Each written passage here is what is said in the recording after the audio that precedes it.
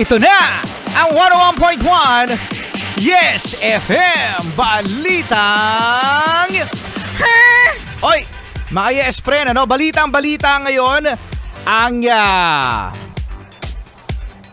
pagkakasagot ng Ateneo de Davao University sa anim na kapatid ni yumaong Rene Baterbonia. Oo, no, ayan, ano. Actually, mga Yes Friend, nakakatuwang isipin dahil pangarap ng the MVP, no?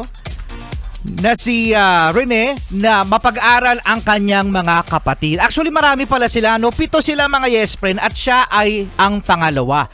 So, sinagot na ng Ateneo de Davao University ang scholarship, no, para mapagtapos ang lahat ng kanyang mga kapatid. Okay, so ito ay pangarap din syempre ng kanyang mga magulang dahil ang taas ng pangarap ng the MVP Rene Baterbonia sa kanyang pamilya. Yun nga lang, mga Yes Friends, ay hindi inaasahang pagkakataon ay nagkaroon, no, ng hindi magandang pangyayari kung saan ay kanyang ikinasawi, no. So ngayon, mga Yes Friend, ay marami pa rin katanungan tungkol sa nangyari about sa safetyness. May mga interviews ng mga former player ng Ateneo Blue Eagles sa mga vlogs, no, sa harsh na training na annual nilang ginagawa, no, diyan sa Aurora, kung saan ang lalakas ng mga alon. Usually, mga Yes Friend, kapag naman summer, no, may mga time naman diyan sa may Baler, sa may Aurora side, mga Yes Friend, na maganda naman ang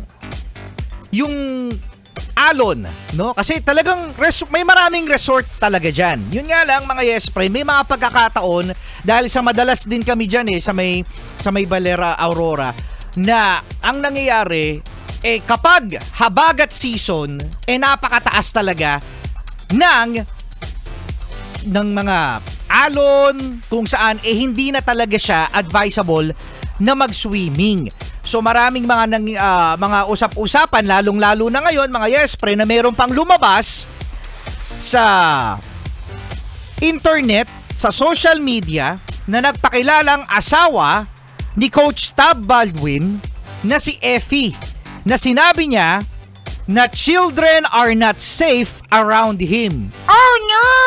Oo, no?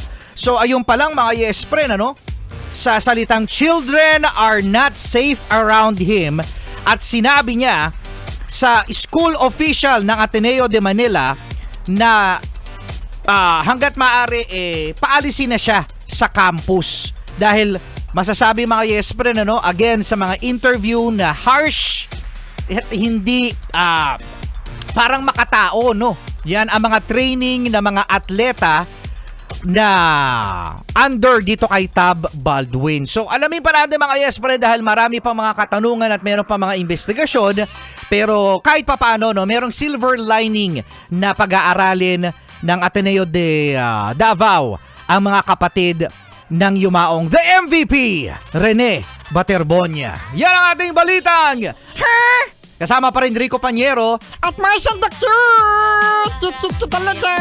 Tiba-tiba